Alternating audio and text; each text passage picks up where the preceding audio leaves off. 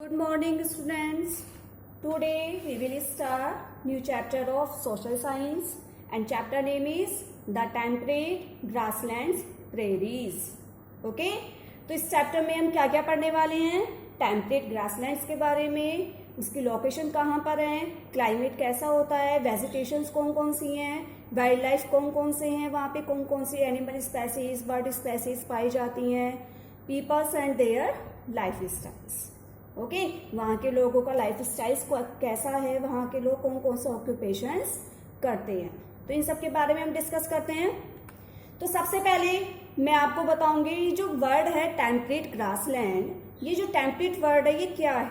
ठीक है, इसको मैं आपको बताती हूँ. सबसे पहले ये आप यहाँ देख रहे हैं ना, हमारी ग्लोब है. ठीक है, ये इसमें बीच में इक्वेटर है यहाँ पे और ये पोल हैं दोनों, north pole south pole.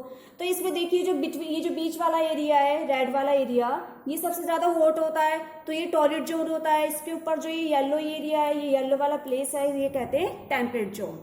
Temperate zone क्या होता है? This zone is lies in the temperate region. ठीक है, which is neither too cold neither too hot. ये एरिया ना तो ज्यादा ठंडा होता है और ना ही ज्यादा गर्म होता है. समझ में आया? ये जो हमारा टेम्परेट जोन होता है यही है हमारा टेम्परेट ग्रासलैंड्स. यहाँ पे जो ग्रासलैंड्स पाई जाती हैं वो बहुत ज्यादा लंबी होती हैं. ठीक है, और इसी जोन में पाई जाती हैं. और इसमें सबसे यहाँ पे जो मेन बात है, इस एरिया में जो रेन होती है वो बहुत लेस होती है, बारिश बहुत कम होती है. ठीक है, तो इसीलिए ये है हमारा टेम्परेट जोन. टेम्परेट समझ में आ गया? ये देखिए यहाँ पे टेम्परेट जोन. अब टेम्परेट जोन तो मैंने आपको बता दिया टेम्परेट जोन कहाँ होता है, कैसा होता है. ठीक है, कितना गर्म है, कितना कोल्ड है और कितनी रेन होती है. अब ग्रासलैंड्स क्या होता है? Grasslands are large plains of grass. तो जो ग्रासलैंड्स हैं वो लार्ज प्लेन्स होती हैं ग्रास की, यानी घास का एक बहुत बड़ा मैदान. समझ में आया? Temperate grasslands. तो अब हम बात करते हैं where are temperate grasslands. Temperate grasslands कहाँ कहाँ पर हैं? Temperate grasslands are found in North America, Eurasia, South America, southern and central Africa, Australia and New Zealand. ये इन कंट्रीज में यहाँ पे टेम्परेट ग्रासलैंड्स फाउंड किया जाता है. समझ में आ गया? और ये जो ग्रासलैंड्स होते हैं there are a few trees and bushes. तो इस ग्रासलैंड्स में पेड़ पौधे कम, जो ट्रीज होते हैं वो बहुत कम पाए जाते हैं. पेड़ पौधे कम पाए जाते हैं और बुशेस पाई जाती हैं. समझ में आया? झाड़ियां, पेड़ पौधे ये कम पाए जाते हैं. वहां पे ग्रास सबसे ज्यादा पाई जाती है इस जोन में. ठीक है, और ये कैसे एरिया में उगते हैं? They grow in warm and dry places where there is too little rain for forest to grow but enough rain to stop the land from turning into a desert. तो ये जो हमारे टेम्परेट जोन है, ये इसमें जो grasslands होती हैं वो कुछ वार्म एंड ड्राई प्लेसेस में ग्रो होती हैं, क्योंकि यहाँ पे जो बारिश है वो टू लिटिल होती है, यानी बहुत ज्यादा कम होती है. ठीक है, किसके लिए कम होती है? जो हमारे फॉरेस्ट है उनको ग्रो करने के लिए. लेकिन इतनी ज्यादा भी नहीं, इतनी कम भी नहीं होती कि ग्रास वहां पे ग्रो ना हो. समझ में आ गया? तो ये अब देखिए यहाँ पे जो कुछ ग्रासलैंड्स, डिफरेंट ग्रासलैंड्स होती हैं जो अलग अलग कंट्रीज में पाई जाती हैं, और उन ग्रासलैंड्स के डिफरेंट नेम्स होते हैं. ये मोस्ट इंपोर्टेंट है. सबसे पहले जो नॉर्थ अमेरिका है उसमें जो ग्रासलैंड्स पाई जाती हैं उसको कहते हैं प्रेरीज. क्या कहते हैं? प्रेरीज. साउथ अमेरिका में क्या कहते हैं? पैम्पास. रशिया में क्या कहते हैं? स्टेप्स. क्या कहते हैं? स्टेप्स. साउथ अफ्रीका में क्या कहते हैं? वेल्ड.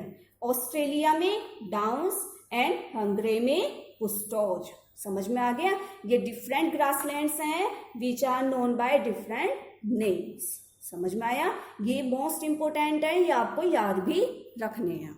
इसके बाद अब हम बात करते हैं, जो फोकस करते हैं इस चैप्टर में वो है प्रेरीज ऑफ नॉर्थ अमेरिका. जो नॉर्थ अमेरिका में प्रेरीज ग्रासलैंड्स हैं उसके बारे में हम इसमें डिस्कस करते हैं. ये कहाँ पाई जाती हैं? Between the equator and the north pole in the northern hemisphere.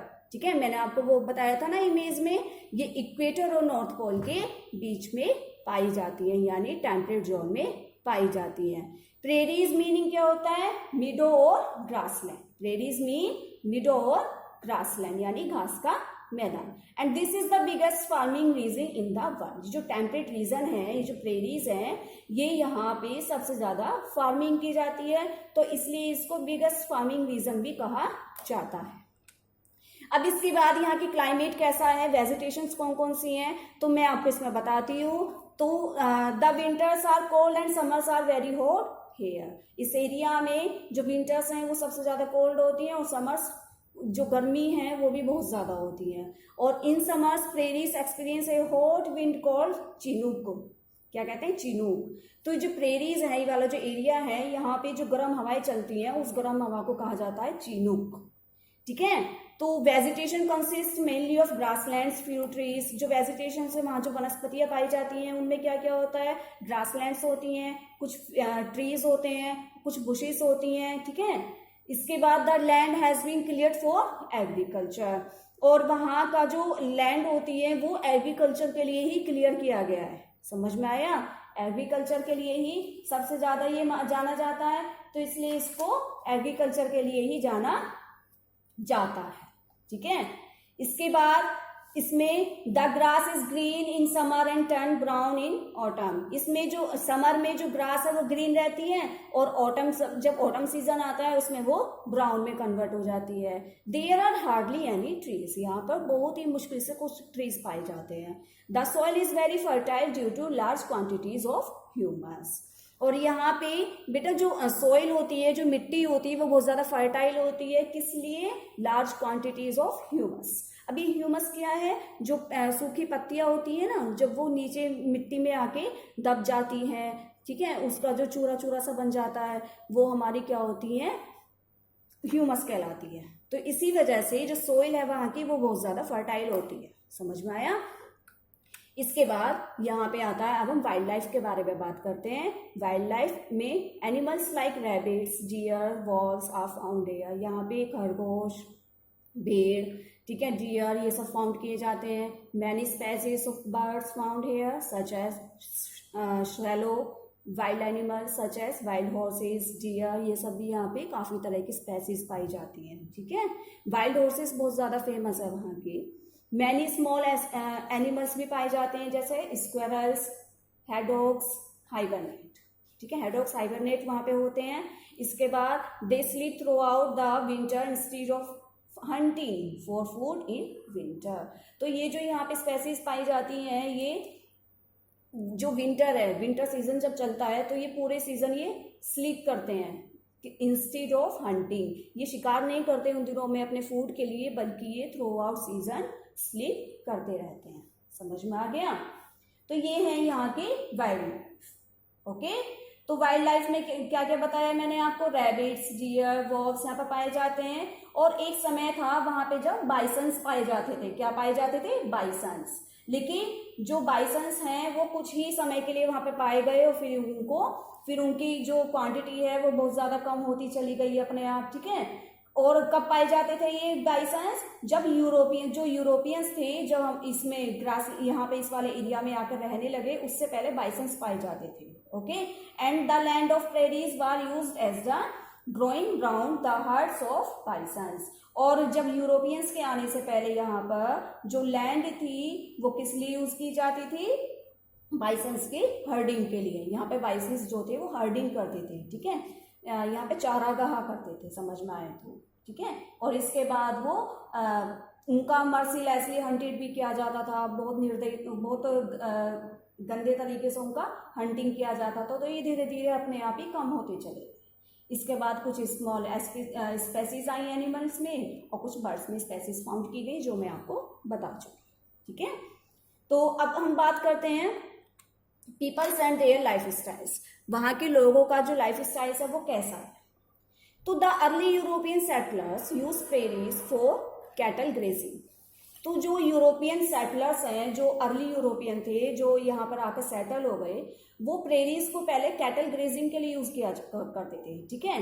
But now the fertile soil is used for cultivating corn in the eastern part.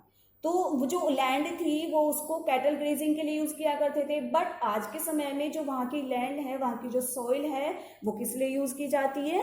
Cultivating के लिए। समझ में आया? And the prairies of north America were inhabited by the red Indians in the past. और ये जो north America का prairies वाला एरिया है, ये रेड इंडियंस, यहाँ पे रेड इंडियंस आकर रहा करते थे। इनको लाल भारतीय भी कहा जाता था, रेड इंडियंस।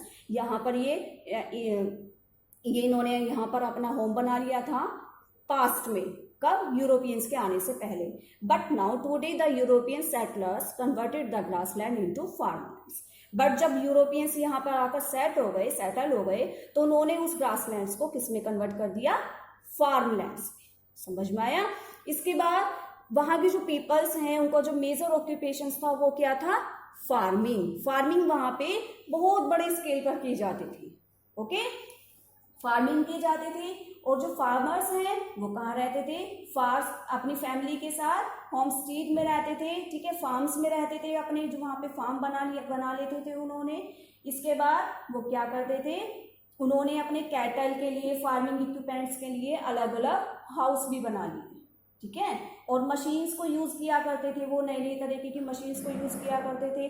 किस लिए करते थे? प्लगिंग के लिए, सोइंग के लिए, हार्वेस्टिंग के लिए, थ्रेशिंग के लिए, विनोइंग के लिए, इन सब चीजों के लिए इन्होंने नई नई मॉडर्न मशीनों का भी यूज किया। ओके, इसके बाद वहां पे जो ये ग्रेन्स जब ग्रो करते थे, जब इनकी ग्रेन्स बहुत ज्यादा स्टोर हो जाती थी, तो वो इनको कहाँ रखते थे? Storage beans in done with the help of machine. वो बहुत ज्यादा मात्रा में जो ग्रेन्स थी उनको स्टोर किया करते थे, ठीक है, नई नई मशीनों के द्वारा।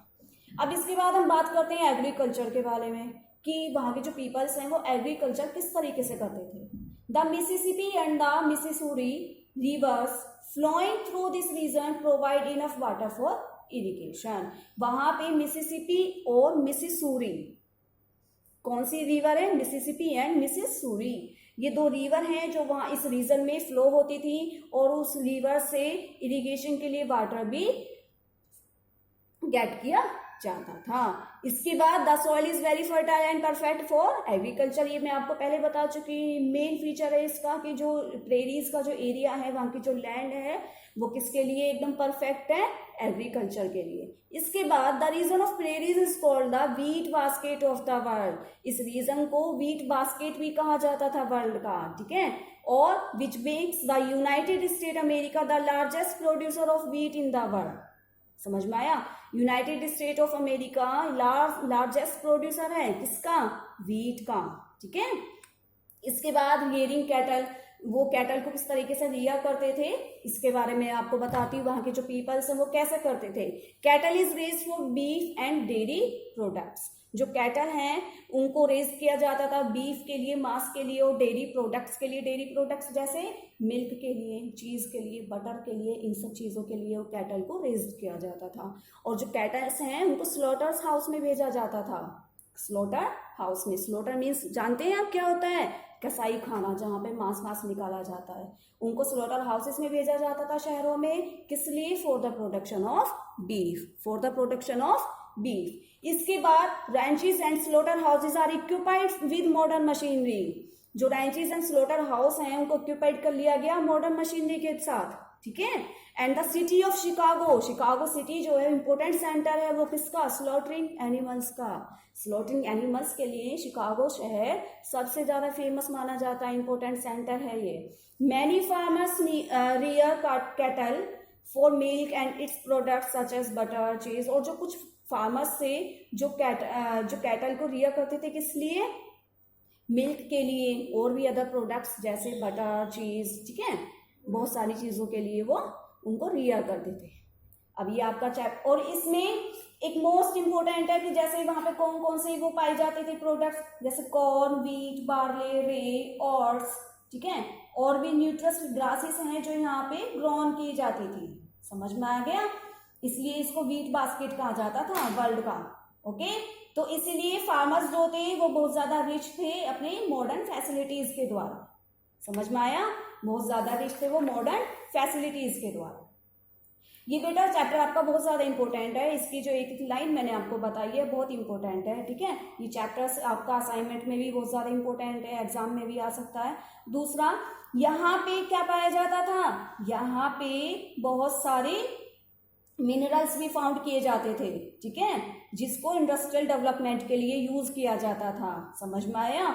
और फिर इसके बाद जब इन सब चीज़ों को वहाँ के, जब हमने लाइफ स्टाइल्स देख ली वहाँ के पीपल्स की, तो वहाँ के जो पीपल्स हैं वो living in the prairies are continuously trying to improve their lifestyle. वहाँ के पीपल्स जो हैं प्रेरीज के, वो कंटिन्यू अपनी लाइफ स्टाइल्स को इम्प्रूव करने लगे, और किसके साथ, using scientific discoveries and new technologies. वहाँ के लोग न्यू टेक्नोलॉजीज को डेवलप करने लगे, अपनी लाइफ स्टाइल्स को और ज़्यादा हाई स्टैंडर्ड करने लगे वो, ठीक है। But the climate is the major factor which dominates over their lifestyles and activities. वहाँ के पीपल्स ने तो अपनी तरफ से बहुत ज़्यादा कोशिश की अपनी लाइफ स्टाइल्स को सुधारने की, बट वहाँ का जो क्लाइमेट है ना, वो बहुत ज़्यादा मेन रीज़न था उनकी लाइफ स्टाइल्स के लिए और उनकी एक्टिविटीज़ के लिए, समझ में आया। वहाँ के क्लाइमेट या तो बहुत ज़्यादा गर्म रहता है या फिर बहुत ज़्यादा ठंडा रहता था, तो इसलिए इनकी लाइफ स्टाइल्स डिपेंड करती थी किस पे, क्लाइमेट पे, समझ में आ गया। और ये चैप्टर आपका बहुत इंपॉर्टेंट है, इसको आपको अपने सोशल साइंस बुक के थ्रू देखना है। Okay, so be safe, be healthy, thank you.